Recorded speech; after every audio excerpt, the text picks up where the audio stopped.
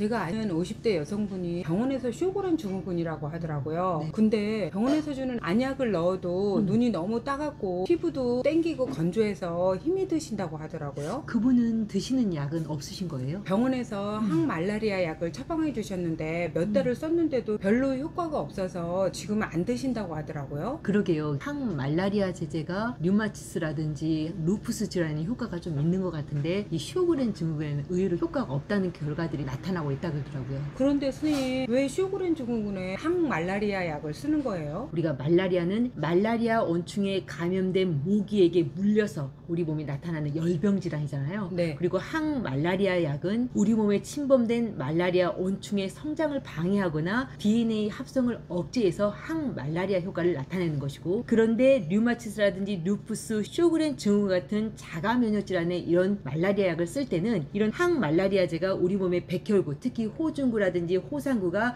우리 몸의 병소 부위에 이렇게 이동하는 것을 막아주는 효과로 면역 반응을 억제해서 자가 면역 질환에 쓸 수 있는 거거든요. 쇼그렌 같은 경우도 우리 침샘이라든지 눈물샘 같은 우리 몸의 외분비선에 침범해서 이 외분비선을 파괴하면서 나타나는 질환으로 보기 때문에 항말라리아 약이 쇼그렌에도 효과가 있을 거라고 생각하고 쓰는 것이고, 좀 어렵지만 항말라리아 약이 면역 반응을 억제해서 자기 세포가 자기 세포를 파괴하는 것을 막아준다는 이야기네요. 네, 맞아요. 그럼 제 지인은 이게 효과가 없으니까 다른 방법이 없는 걸까요? 최근에는 관절에 진액이 안 나오는지 무릎 관절이나 고관절이나 손목 관절 다 아프고 불편하다고 하더라고요. 그분은 영양제 같은 거 드시는 게 없으신 거예요? 아니요, 먹는 게 있어요. 피부에는 콜라겐 드시고 그리고 관절에는 MSM이나 콘드로이친 드시고 그리고 눈에는 오메가3하고 루테인 한 7, 8가지 드시는 것 같아요. 그런데도 쇼그렌 증후군이 점점 악화가 되어서 고민이 이만저만 되시는 게 아니래요. 혹시 한약으로도 도움이 될 수 있을까요? 그게 한약으로 쇼그렌을 고칠 수 있다고 말씀드리기는 어렵고, 한약이라는 약초로 이런 쇼그렌 증상, 즉 입이 마르고 눈이 건조하고 관절이라든지 다른 피부의 진액이 말라가는 것을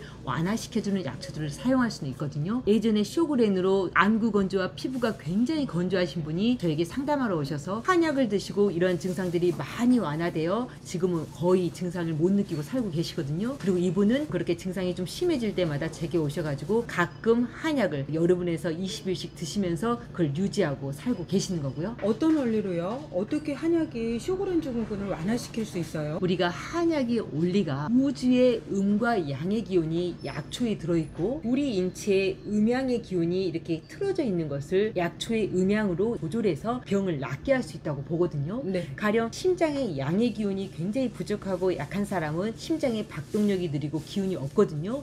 이때 인삼이라는, 즉 심장에 열 에너지를 보충하는 인삼이 들어가면 심장을 뜨겁게 하여 열 에너지를 내게 함으로써 인체의 온기를 올릴 수 있고, 인체의 하체의 기운, 즉 신장이라든지 호르몬 기관인 부신의 기능이 약화되어 있는 사람은 녹용이라는 약초가 부신의 양기를 올려주는 약초이기 때문에 하체가 무력하고 허약한 사람에게는 녹용이라는 약초가 들어감으로써 하체의 기운을 활성화시킬 수 있다고 보는 거죠.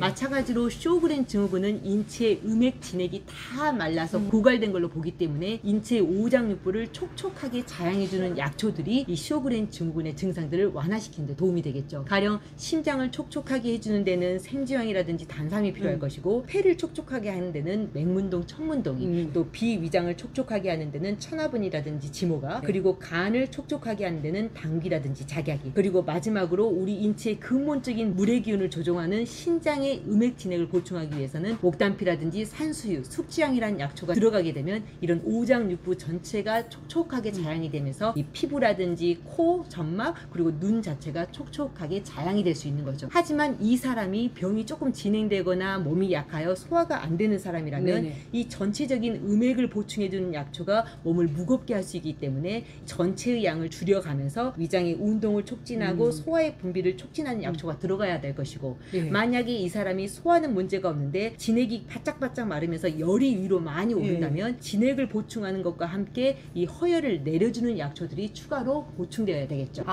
그러면 우선 쇼그렌 증후군은 오장육부를 촉촉하게 해주면서 소화 상태를 개선하는 약초를 추가해주거나 소화 상태에 따라서 약의 용량을 조절하면서 열이 있는 경우에는 찬성질의 약초를 보강해준다는 거네요. 네, 맞아요. 가령 췌장에서 인슐린 분비가 안 되는 당뇨라는 병도 동양의학에서는 췌장의 진액이 말라서 이 내분비선에서 인슐린을 분비하지 못하는 것으로 보거든요. 췌장이 말라있기 때문에 췌장과 위장의 진액이 말라 입이 마르고 갈증이 심한 거고요. 동양의학에서는 이 당뇨병을 소갈병이라고 하기도 하잖아요. 따라서 동양의학에서는 이렇게 췌장이 진액이 말라서 인슐린 분비를 못하기 때문에 췌장을 촉촉하게 자양해주는 것만으로도 인슐린 분비가 원활해져서 당뇨병을 고칠 수 있다라고 보거든요. 물론 초기에 췌장이 말라서 분비가 조금 장애가 있을 경우에는 효과가 있는 것이고, 만약에 이게 오래되어서 췌장 주변으로의 혈관까지 말라서 췌장이 완전히 극도로 위축되고 쫄아서 인슐린 분비가 안 된다면 당연히 한약으로는 당뇨를 고칠 수 없게 되겠죠. 마찬가지로 쇼그렌 증후군도 초기에 이 분비액이 소량씩 안 나오기 시작할 때는 한약으로 이 병을 고칠 수 있는 여지가 있겠지만 이게 오래 진행되어 점막 세포뿐 아니라 그 주변의 혈관까지 위축되고 말라버린 경우라면은 이제는 한약을 써도 조금 촉촉하게 되면서 진행을 막아줄 뿐 이 병을 완전히 해결하는 데는 굉장히 역부족인 거죠. 이제 그런 경우에는 저 같은 경우에는 한약을 쓰면서 오메가3든 GLA든 이런 영양제를 써서 혈관들이 최대한 막히지 않도록 모든 노력을 다 기울이는 것이고, 따라서 췌장이 말라서 인슐린 분비가 안 되는 내분비 장애인 당뇨병이나 오장육부의 진액이 말라서 외분비선에서 이 분비를 못하는 쇼그렌 증후군이나 모두 초기에는 한약으로 이를 완화시키고 고칠 수 있는 여지가 있지만